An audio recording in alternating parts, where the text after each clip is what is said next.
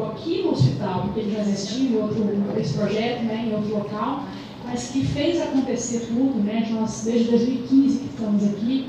Então é muito bom recebê-lo sempre que dá, a gente consegue trazê-lo de volta. Laurence, obrigada mais uma vez e seja bem-vinda. Né? Boa tarde a todos vocês. Então, é verdade, viu? Eu devo assumir que é verdade, eu falo demais mesmo. E me perco no tempo, tenho que ficar olhando o relógio, vigiando. Eu sempre peço para alguém me avisar quando falta 5 minutos, 10 minutos, né, Fernando? Você vai me vigiando aí.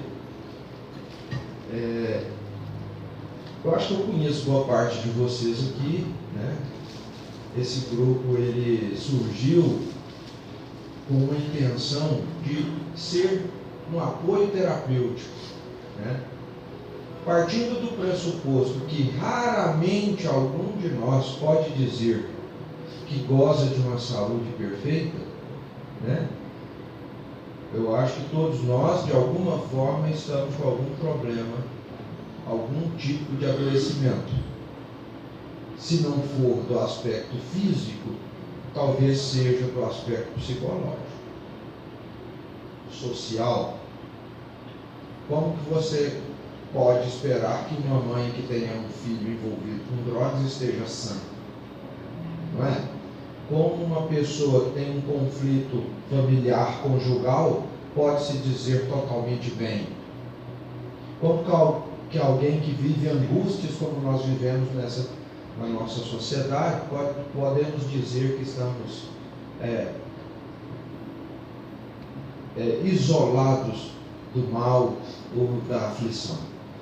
Então esse grupo, ele objetivava ajudar os tratamentos convencionais, né? E a gente foi percebendo ao longo do tempo, ao longo dos estudos, gente, vocês não podem sustentar? Fica muito feio. O calcanhar aqui.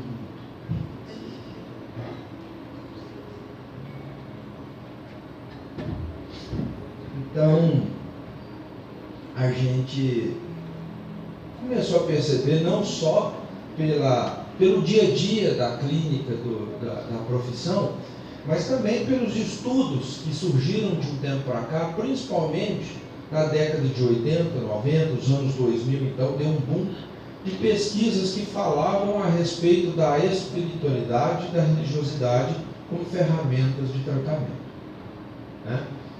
Então, a gente sabe hoje, por exemplo, que a pessoa que cultiva a religião, que tem fé, que principalmente uma fé que a gente chama de intrínseca, que não é aquela fé da boca para fora, pelo contrário, é uma fé vivida nas experiências íntimas do ser, né?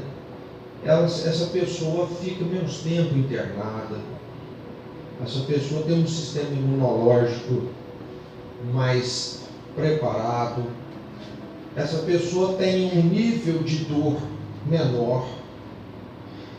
Em relação, por exemplo, a questões como suicídio e depressão, aí sim esses números são bem impressionantes.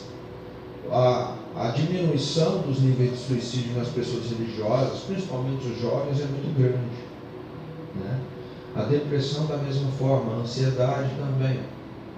Então, a ciência foi mostrando, através de muitos estudos, aquilo que a fé, a religião já havia mostrado, já havia dito antes, que a nossa ligação com o sagrado, ela é importante para a nossa saúde. E que seria um erro nós, enquanto profissionais da saúde, enquanto promotores da saúde, ignorarmos e deixarmos isso de lado. Então, estabeleceu-se, inclusive, maneiras de ajudar o paciente a lidar com a sua fé e trazer para o tratamento essa questão. A fé, a religião, vamos dizer assim, a maneira institucionalizada de tratarmos da nossa espiritualidade. O que seria, então, espiritualidade? Alguém tem um palpite? É você estar conectado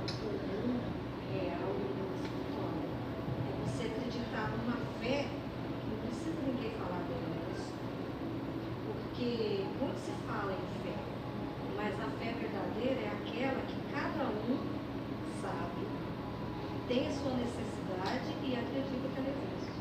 É tipo, resumindo, milagres, eles são bem-vindos, mas não são para todos. Certo.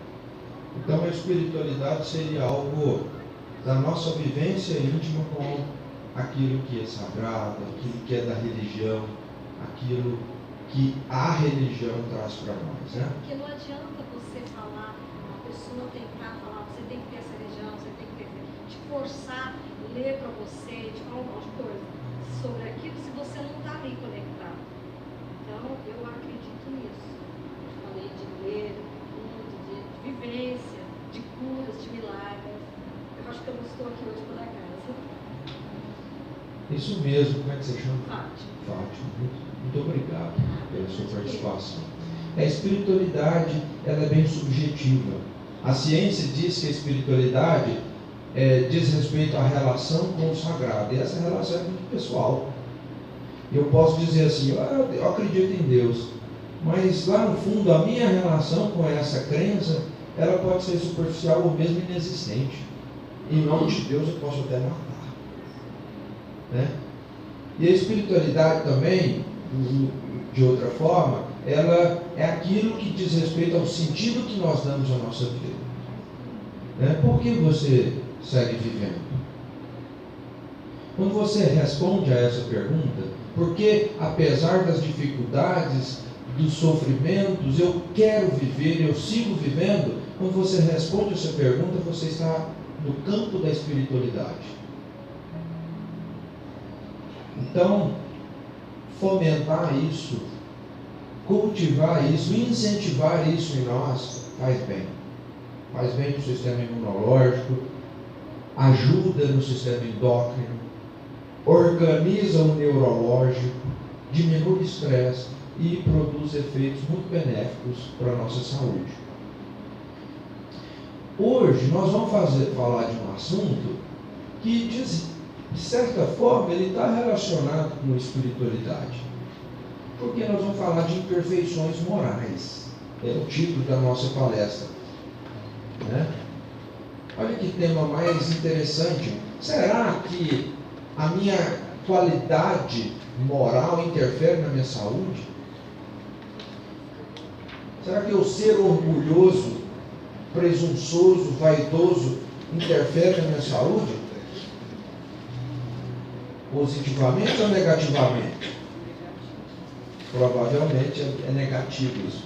E também em outra linha, do outro lado, ser humilde, caridoso, solidário e fraterno contribui para a minha saúde?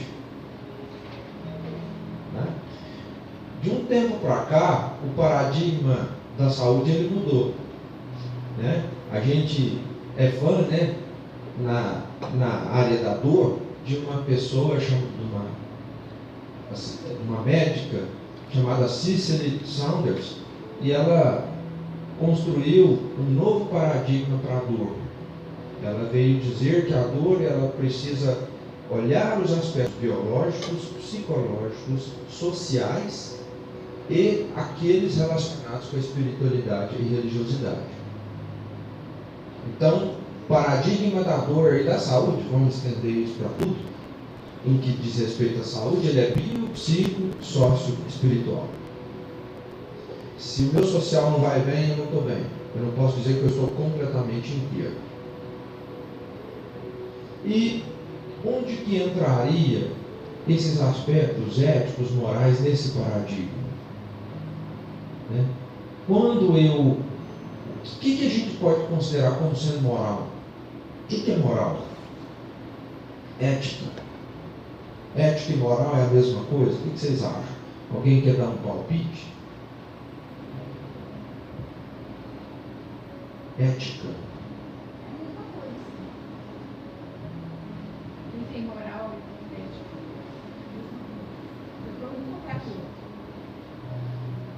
ética? Quando a gente vai estudar as definições, são coisas diferentes, mas que se completam, coisas que se relacionam, né? Ética seria uma postura que reúne atributos do meu caráter, né? principalmente quando a gente fala em ética e moral, diz respeito às nossas atitudes, aquilo que nós somos em relação ao outro, né? Não tem jeito da gente dissociar ética e moral de convívio social e sociedade. Seja essa sociedade num nível mais reservado, um núcleo menor, como é a família, ou num núcleo maior, como o bairro, a cidade, o estado, o país, o mundo. Hoje em dia nós tratamos de assuntos que interferem, dependendo de ações e decisões que são tomadas num lugar, interferem em outro país, não é? Interfere em outro continente, muda aspectos de outra sociedade, coisas que acontecem aqui. Então nós estamos interconectados, somos interdependentes. Então ética e moral diz respeito a relacionamento. Basicamente é isso. Relacionamento. Então, quando eu me dou bem nos relacionamentos, sei me portar bem nos relacionamentos, interpreto adequadamente as minhas funções, que são várias. Eu tenho funções, papéis de filho, de marido, de esposa. Quando eu digo eu, né? Nós. Somos profissionais, somos cidadãos. Quando eu pego o volante do meu carro e saio por aí, eu tenho uma arma na mão. Eu tenho uma arma. Se eu não tiver ética e moral e não respeitar certas regras, eu posso me tornar um assassino, né? A gente fica mexendo no celular dirigindo. Nós estamos infringindo apenas uma lei? Não só, porque se eu coloco em risco a liberdade do outro, eu desrespeito a vida do outro, eu estou infringindo também aspectos éticos e morais. No convívio, por exemplo, né?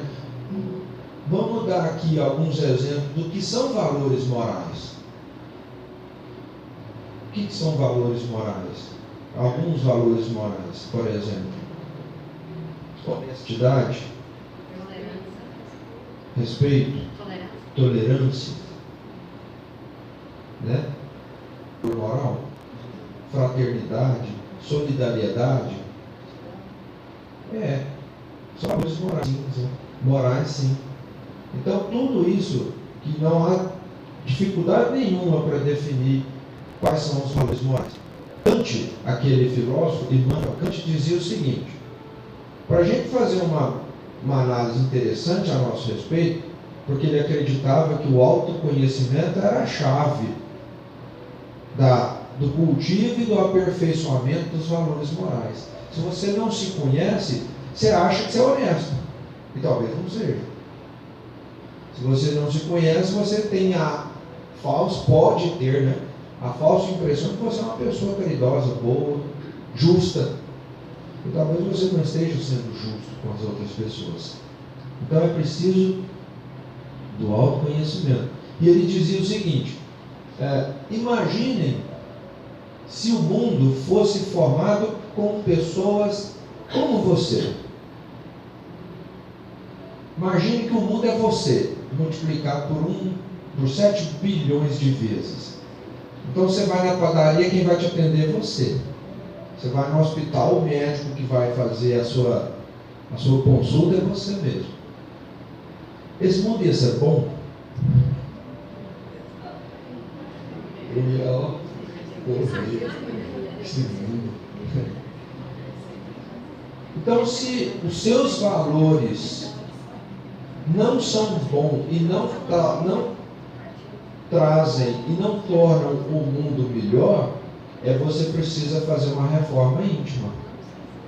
Você precisa fazer uma avaliação dos seus valores morais, porque eles são imperfeitos. Então, para que a gente trabalhe a nossa honestidade, a nossa solidariedade, a nossa paciência, a nossa tolerância, o nosso respeito, é preciso que inicialmente eu faça um julgamento imparcial disso que existe em mim. E é difícil. E até porque nós temos uma tendência de sermos juízes mansos com nós mesmos. A gente é severo quando julga o outro, não é? Quando a gente vê às vezes as coisas passando lá na televisão, você fala, nossa senhora, mas como é que faz um negócio desse? Mas às vezes você faz algo também que é errado, que talvez traga até consequências piores, mas com você fala, mas também foi criado assim. E outra coisa, foi pouquinho que eu peguei, né?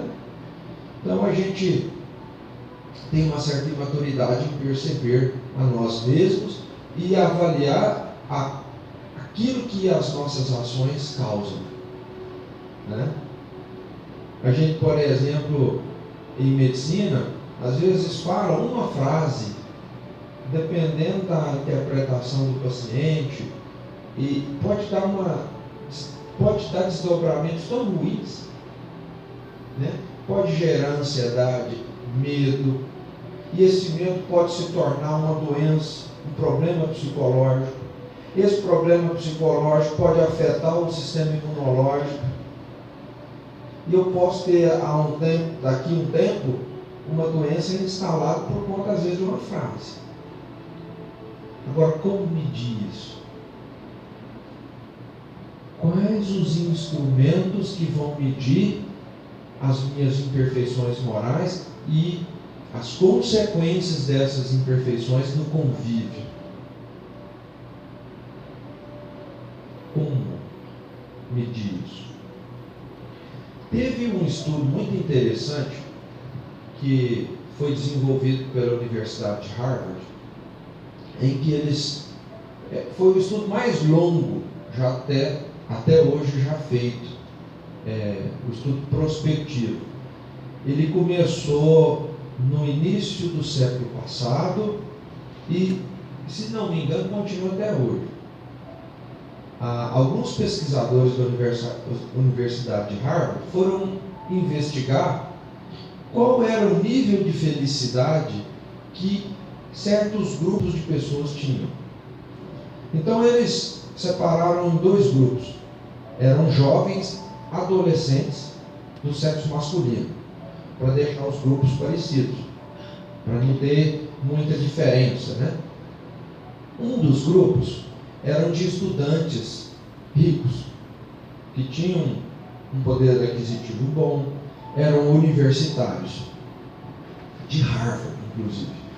E o outro grupo era de pessoas pobres que moravam no gueto, no bairro da periferia da cidade de Boston. Então estava no mesmo país, estava no mesmo estado, na mesma cidade, só que um tinha uma condição social e o outro tinha outra condição social. Se a gente fosse perguntar aqui, e esses meninos, eles foram sendo acompanhados até ficarem idosos e morrerem. Então, iam pesquisadores nas casas desses jovens e depois desses adultos e depois desses idosos e perguntavam, baseado num questionário pré-definido, se ela se sentia bem, qual era o nível de bem-estar. São perguntas e questões que vão dar um certo entendimento sobre a felicidade, sobre a realização pessoal daquelas pessoas. Numa análise rápida, a gente tem uma tendência, não sei vocês, de achar que aquele grupo da periferia, teoricamente, seria mais infeliz. Ou não? O que vocês acham? Eu acho que eu sei, não tem nada a ver. Pode ser e pode não ser também. Pode ser. A primeira impressão é felicidade. Porque pode tudo bem, mas talvez o pode menos, vive-se mais família, vive-se mais assim, brincadeira. O que eles perceberam lá na conclusão? Na quarta geração de pesquisadores, porque os primeiros pesquisadores iam morrendo. E aí outros assumiam o posto. Então o que eles notaram? Que não tinha diferença por conta da questão financeira e nem da classe social. Eles perceberam que os fatores relacionados com maior índice de felicidade estavam, primeiro, naqueles que tinham estabelecido bons relacionamentos conjugais, que eram felizes com o seu parceiro, com a sua parceira, que tinham uma proximidade maior. E essa não era só ficar casado que era fator de felicidade, não, porque tinha turma que era casada, mas eram casados e viviam relacionamentos conturbados. Isso era um altíssimo índice, ou um fator que promovia infelicidade. Então, ficar mal casado é ruim. Novidade, né? Mas eles perceberam que isso era uma coisa importante.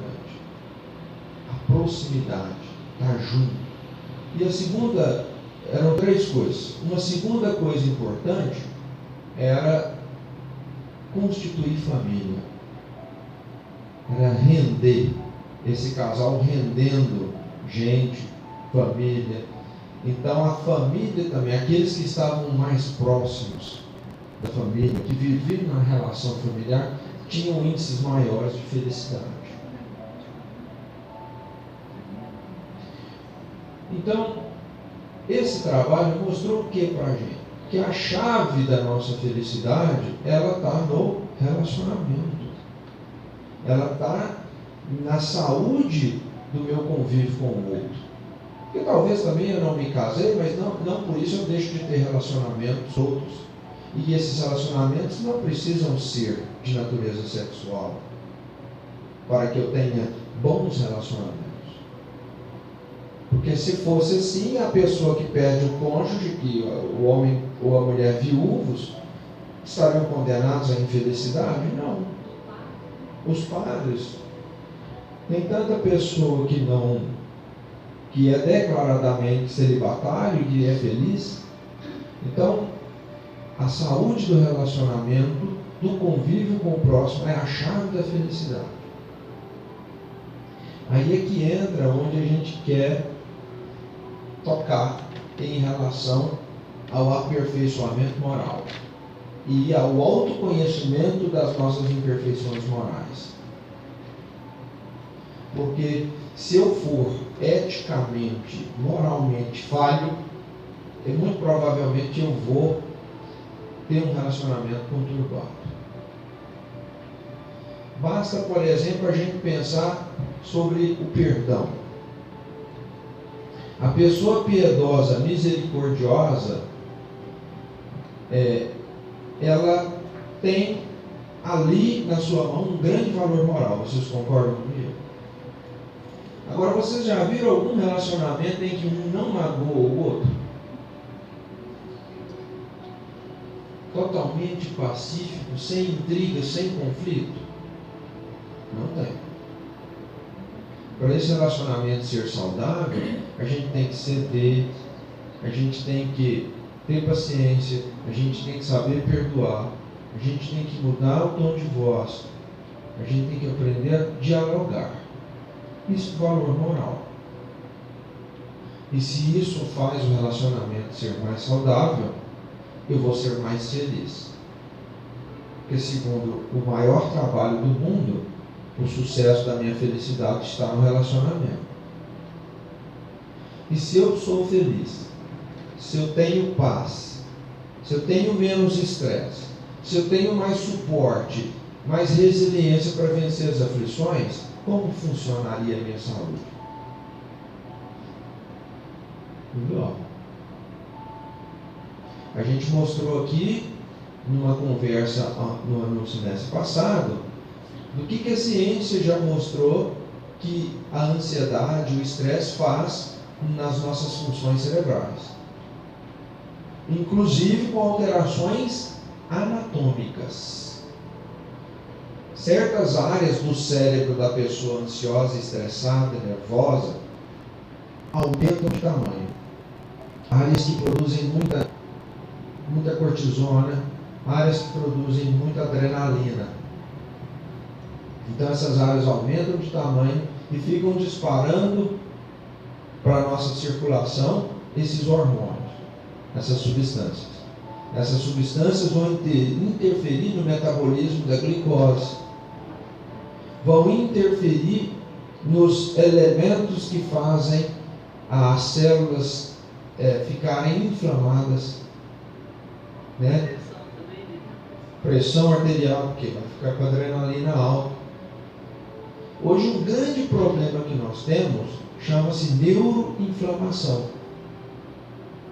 Então eu fico inflamado, liberando substâncias tóxicas, radicais livres, que vão predispor ao surgimento, por exemplo, de células tumorais. Porque o nosso sistema imunológico ele é fundamental para reconhecer uma célula tumoral quando ela surge. Ir lá e inativar essa célula, comer ela, fagocitar essa célula. Se eu estou com um sistema imunológico meio capenga, porque eu produzi muita cortisona lá no meu cérebro, eu vou ficar vulnerável a ter um problema decorrente disso. Muita alergia, doenças autoimunes, lúpus, aquelas doenças reumáticas, né? A própria percepção da dor muda nessa neuroinflamação. Então o estresse é hoje tido como o precursor de uma série de problemas na nossa saúde. E de onde vem o estresse? Se a gente for analisar bem, o estresse ele vem lá do nosso convívio, se não familiar, em sociedade. Porque eu não sei vocês, mas a gente estressa e sofre com árvore, com vento, com chuva, com sol. Às vezes, né? Fica reclamando do calor, está chovendo demais, mas são detalhes. O estresse mesmo, aquele que fica ali todo dia, é o convívio. É o povo. E de jeito que a gente não repara. Exatamente. E a gente é que dá o valor para as coisas. Olha a moral aí mais uma vez. Né? Porque às vezes alguém fala uma coisa que a gente ficou extremamente ofendido. Eu não mereci ouvir aquilo. Para mim, como assim falar desse jeito para mim? Mas por que não? A pessoa não tem a liberdade de ser o que é, de dizer o que pensa, mesmo que na sua direção. Se eu tenho orgulho, vaidade, prepotência, olha a gente falando de moral aqui. Olha a moral aqui. Se eu tenho essas qualidades que são ruins, né, são valores negativos, eu vou ficar inflamado. Vou ficar grilado, eu não vou dormir direito. Se a gente fosse falar aqui também da importância do sono para a nossa saúde, a gente ficaria aqui 5 dias falando, porque eu tenho muito estudo falando a respeito do sono. Então eu fico magoado, com raiva, estressado, não consegui digerir isso, não ressignifiquei isso, e isso vai repercutir no meu físico. Então, vejam, um problema que nasceu numa falha moral e veio desencadeando eventos psicológicos, e que esses eventos psicológicos alteraram a função neurológica, e quem comanda tudo, gente, em termos de corpo, é o cérebro. É o cérebro. Eu mexo no osso, dependendo da função neuronal. Se estiver funcionando mal, eu mexo em certas substâncias produzidas por algumas glândulas que vão interferir na absorção de cálcio. Por isso que a gente dá remédio para uma pessoa e o remédio funciona de um jeito. Você dá o mesmo remédio para outra pessoa da mesma idade, às vezes da mesma família, e o remédio funciona de outro jeito. O remédio está errado? Não, é a função do organismo. Teve uma pesquisadora, Candace Pert, Candace, alguma coisa Candace, e ela estudou o seguinte: quando você tem uma substância circulando no sangue, e essa substância é um neurotransmissor, ou uma proteína, ou uma enzima, para essa substância agir na célula, por exemplo, para a insulina se ligar à célula, essa célula abrir uma portinha e deixar a glicose entrar.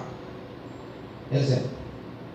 Esse receptor que se liga na parede da célula com a insulina, ele pode mudar a configuração dele.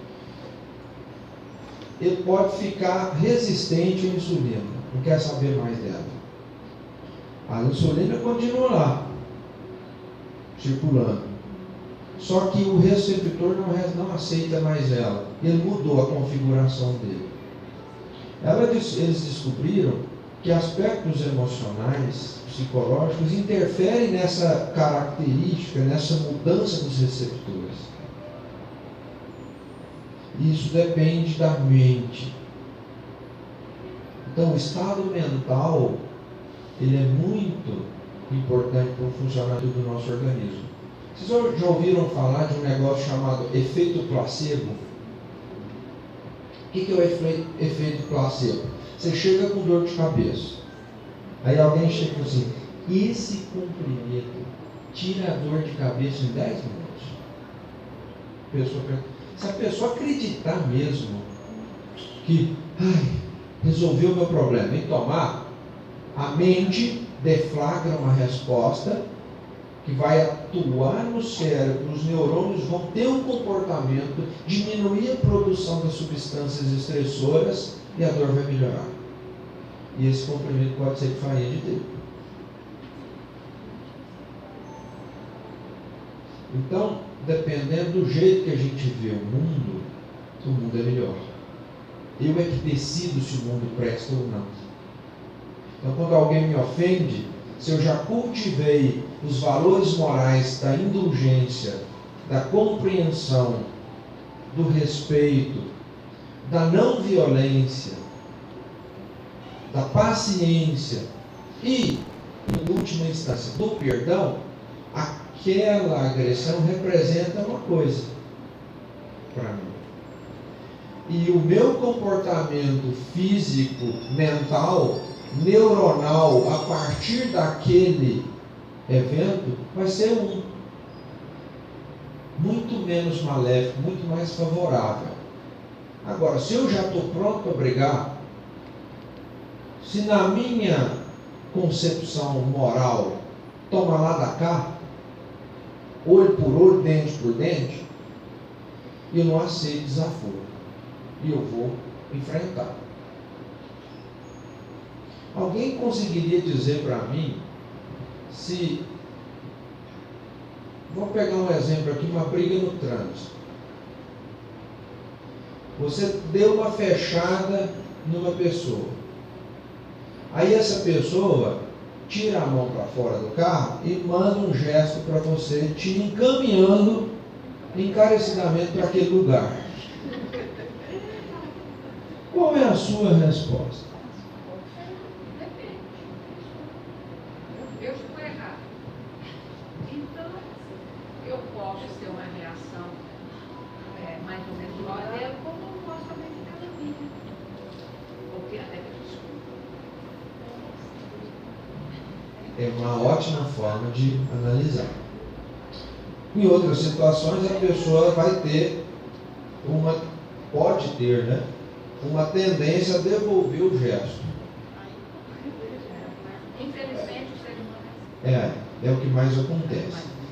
Quando você devolve o gesto, resolve a situação e o problema. Às vezes fica mais bravo, sai e ainda acaba matando. Onde eu queria chegar com esse exemplo, pode até ser meio burro, mas é o seguinte: não há nada que comprove que a violência e o revide resolva os conflitos. Pelo contrário, na nossa experiência, a gente vê, por exemplo, a pessoa chega muito exaltada, e quando vê no outro uma atitude de respeito, de dignidade, essa pessoa desmonta. Ela para de agredir. Fica com vergonha.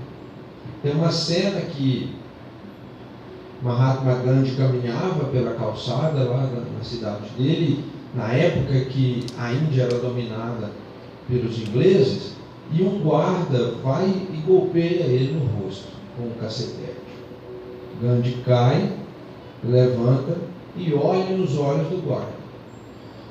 O guarda ficou embaraçado e, não sabendo o que fazia, deu outro golpe. Gandhi cai, levanta e olha para o guarda, sem esboçar, nem nas suas expressões faciais, raiva ou violência. Se vocês forem ver a história de Gandhi, Gandhi foi a pessoa que libertou um país do domínio do outro com atitudes de não violência, de ahimsa, né? Era o termo que ele cunhou para não violência. E aí o guarda não se conteve e perguntou: como você pode ser tão covarde? Quem te ensinou tamanha covardia de não revidar? E esse guarda tinha um crucifixo no peito. E aí Gandhi foi e apontou para o crucifixo e disse: esse que está aqui, crucificado no seu peito. Né? Se a gente for, por exemplo, ver as lições de Jesus, o que Jesus nos mostrava? O que ele nos ensinava em relação aos conflitos? Se alguém te ofender numa face, dê outro soco? Não. Se alguém pecar, pecar é errar o alvo, né? Pecar é uma palavra que significa errar o alvo. Se alguém errar o alvo com você e te magoar, né? Quantas vezes eu devo perdoar? 7 vezes? Até 7 vezes? Olha, fazendo lá uma referência ao passado religioso daquela comunidade judaica, né? Que tinha no Velho Testamento uma referência a essa expressão 70 vezes 7 vezes, né? E ele dizia ainda: amai os vossos inimigos. Então, olha que interessante. Onde eu vou buscar o aperfeiçoamento moral? Porque isso, gente, não tem no comprimido. Dificilmente alguém ligado à área científica vai virar para a gente e falar assim: deixa de ser orgulhoso. Não vai surgir pesquisas assim. Aliás, pode surgir sim. Tem umas pesquisas que mostram que a vaidade, o orgulho é ruim. E que o altruísmo e a solidariedade faz bem. Mas enfim, dificilmente nas nossas buscas por saúde, as pessoas vão chegar nesse nível conosco. Dificilmente o médico vai falar assim: olha, eu tenho que te falar uma coisa. Você tem um problema de coluna sim, mas ele é simples. É normal para a sua idade. O que eu percebo realmente aqui é que você não perdoou ao longo da sua vida. Você traz mágoas desde a época da adolescência. Você não ressignificou as questões que estão relacionadas ao convívio. E o que vai fazer você feliz não é ficar livre do problema de coluna, nem do câncer. O que vai fazer você feliz é ter um convívio saudável, é viver bem com as pessoas. Me lembro do caso, do seu Etelvino, paciente que chegou no ambulatório de dor oncológica, e a Patrícia Lorenzino, e depois a gente ficou conversando com ele, e aí a gente já tinha ouvido falar dessas questões de dor relacionada com os problemas psicológicos, né, da espiritualidade, e a gente perguntou, e aí, como é que está a família, como é que está o convívio, como é que está o psicológico? Esse paciente tinha um tumor de pulmão, se não me engano, e depois da autópsia dele, viram que tinham órgãos afetados, né? Era um caso que estava muito grave, e ele com muita dor, muito sofrimento doloroso, enfim. E aí a gente conversou um pouco sobre essas questões com ele. Tenta melhorar um pouco o seu convívio, compreende. A esposa dele estava pegando no pé dele. Ele, né, homem não gosta de seguir tratamento. Não é, gente? Vamos falar sério. Homem não vai no médico, não segue tratamento, erra a hora do remédio. Então a esposa dele pegando no pé dele demais, e ele pé da vida com aquilo ali, não estava aguentando, e eles estavam brigando demais. Enfim, lá no final a gente estimulou ele que ele fizesse as pazes com a esposa dele, tivesse momentos de mais tranquilidade em casa, que cultivasse a paz no lar. E ele voltou na semana seguinte dizendo que estava sem dor. Não mudamos a dose do remédio. E aí, se não me engano, a Patrícia me corrija, no dia seguinte dessa consulta, que ele disse estar sem dor, ele faleceu. E a médica que fez a autópsia ligou para a Patrícia e falou: como que esse homem estava andando? Ele estava tomado pelo tumor. Ele estava tranquilo, sereno. Eu acho que ali naquele momento ele estava saudável. Isso é saúde. Que a mente fez com que naquele momento, pelo menos, ele teve aquela paz. Aí eu falei para ela, pena que foi feito isso. Eu acho que se a gente tivesse algum treinamento desde criança para estabelecer aquilo que Jesus falava, né? De não revidar, de cultivar a paz. Por isso que a religiosidade tem um impacto positivo.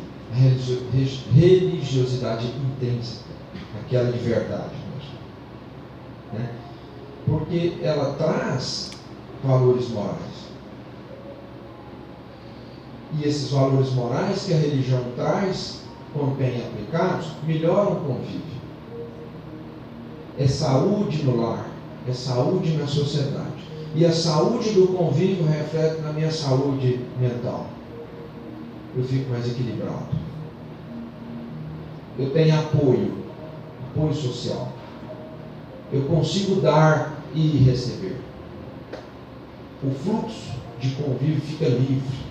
A gente, ao tempo todo, é dando e recebendo, dando e recebendo. Bloqueia esse fluxo para você ver. Você está ferrado. Desculpa a expressão. Para de dar.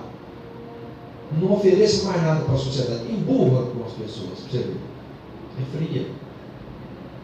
Porque o altruísmo, a solidariedade, a fraternidade atua no nosso cérebro da mesma forma que substâncias que dão prazer atuam. Ajudar o próximo ajuda a liberar serotonina, endorfina, acalma, acerena a gente. E nós precisamos do próximo. A gente não vai nada sem o próximo. Vai trabalhar e imagina o seu ambiente de trabalho sem ninguém. Você tem que ir embora, fecha as portas. O que você vai fazer lá? Né?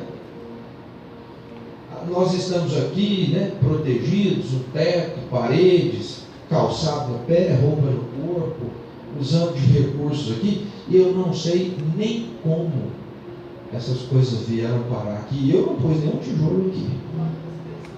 Eu não criei. Isso aqui, microfone. Olha como é que seria a palestra assim.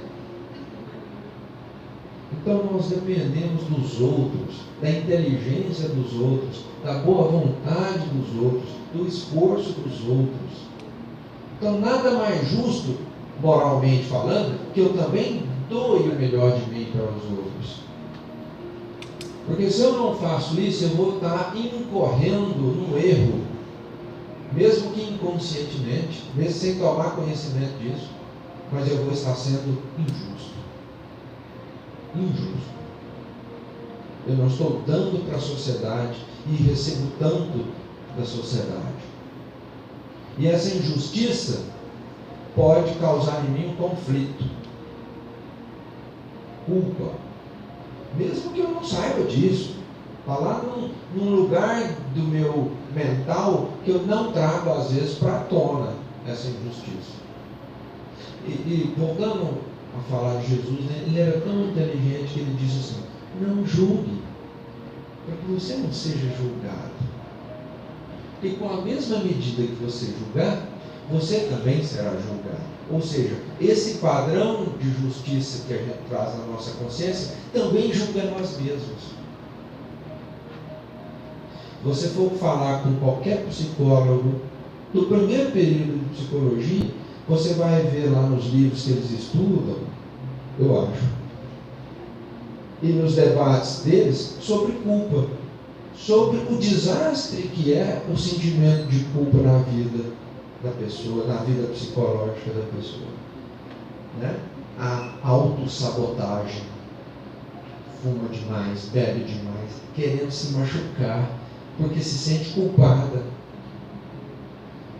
Então o que a gente tinha para falar, na verdade, não era para ensinar, mas sim provocar nós aqui. O que nós estamos fazendo com os nossos valores morais? Com as nossas imperfeições morais? Porque nós temos imperfeições morais. Ainda nessa semana, algum de nós aqui, ou muitos de nós aqui, vai se ver diante de um conflito.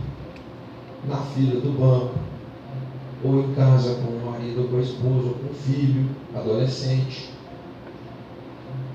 Então, quais são os valores morais que eu vou cultivar, que eu vou tentar aperfeiçoar, porque eles são imperfeitos, para que eu tenha uma vida melhor, que eu conviva melhor, e através de um convívio melhor e mais saudável, eu também mude a minha neuroquímica cerebral, mude o funcionamento da minha tireoide, da minha suprarrenal, fique menos inflamado, meu sistema imunológico fica mais forte, e daqui 10 anos aquele tumor que estava programado, se eu continuar assim, ele não vai existir.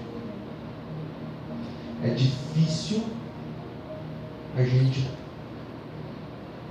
ter essa estatística na mão, né? É difícil.